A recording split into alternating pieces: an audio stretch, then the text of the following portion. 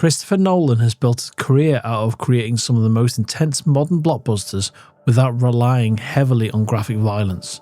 His films are full of danger, impact, fear and consequence, yet they rarely linger on physical damage in the way many contemporary action films do. Violence in Nolan's cinema is often implied rather than explored. It arrives suddenly, carries emotional or a narrative weight, and then moves on. Even when characters are beaten, shot or killed, the camera usually prioritizes tension, psychology or momentum over bodily detail. Once you begin to notice that pattern, it becomes more difficult to ignore. Nolan's work is violent, certainly, but it is rarely bloody in a conventional cinematic sense. That is why his adaptation of the Odyssey feels so fascinating. This is not simply another large-scale Nolan spectacle or another exercise in time, memory or structure. It is an ancient myth rooted in war, suffering, revenge, survival and physical endurance. The story of Odysseus is not just an adventure across oceans and strange lands. It is the story of a soldier trying to return home after violence has fundamentally altered him. The question surrounding Nolan's version of the story is not that whether it will be visually spectacular, that feels inevitable at this point, but whether his long-standing restraint towards physical violence can truly survive contact with material like this.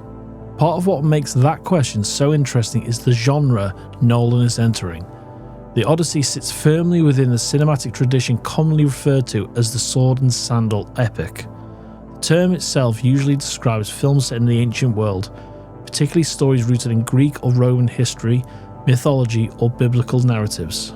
Traditionally, these films revolve around warriors, empires, gods, kings, monsters, armies and mythological conflict. They are stories built around spectacle, but they are also deeply physical stories.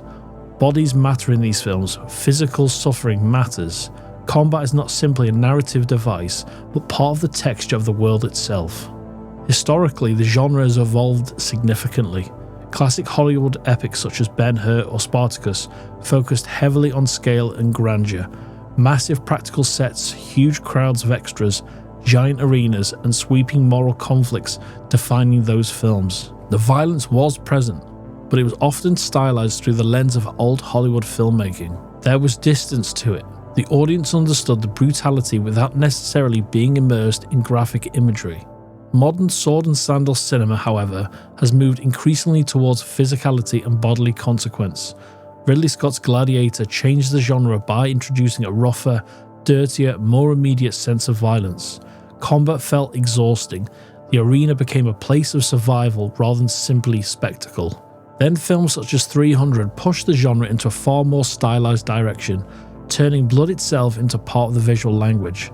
Violence became operatic and exaggerated, almost comic book in its presentation. More recently, however, entries in the genre continue to embrace that expectation that the ancient world epic should feel visceral, dangerous and physically punishing. This creates an intriguing tension with Nolan's filmmaking instincts. Nolan's often treated violence as something psychological or structural rather than physical. In The Dark Knight, the Joker's threat is more unsettling than the actual bodily harm shown on screen. In Inception, gunfire functions more as momentum and destabilization than gore.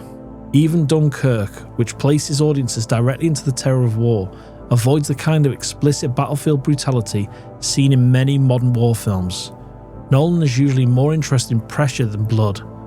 He creates intensity through sound design, editing, scale, anticipation, and rhythm. The audience feels violence emotionally before they process it physically. But the Odyssey may not allow him to keep violence at such a distance anymore. At its core, Homer's story is built around the consequences of war. Odysseus is returning from Troy, one of the most famous and catastrophic wars in mythology. The entire journey home is shaped by suffering, punishment, temptation, death, and survival. The monsters and gods that populate the story are not simply fantasy creatures inserted for entertainment.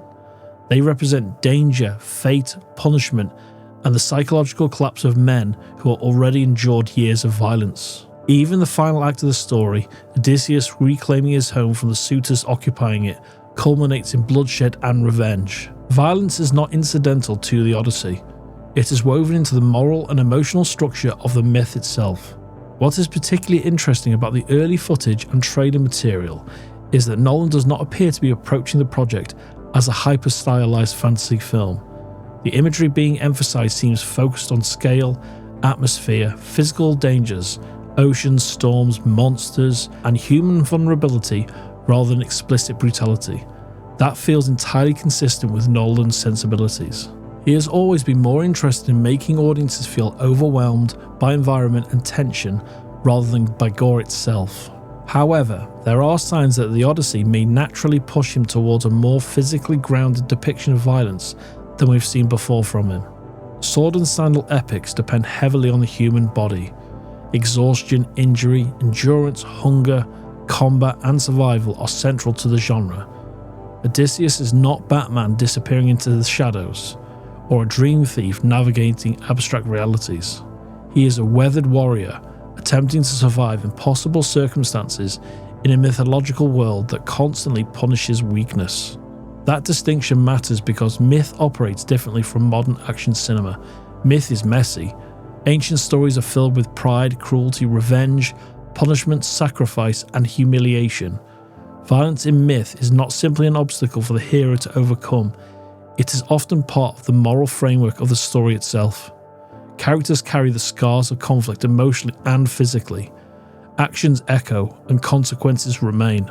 If Nolan removes too much of that physicality, there is a danger that the Odyssey loses part of what makes it powerful in the first place. That does not mean Nolan will suddenly become a filmmaker obsessed with gore.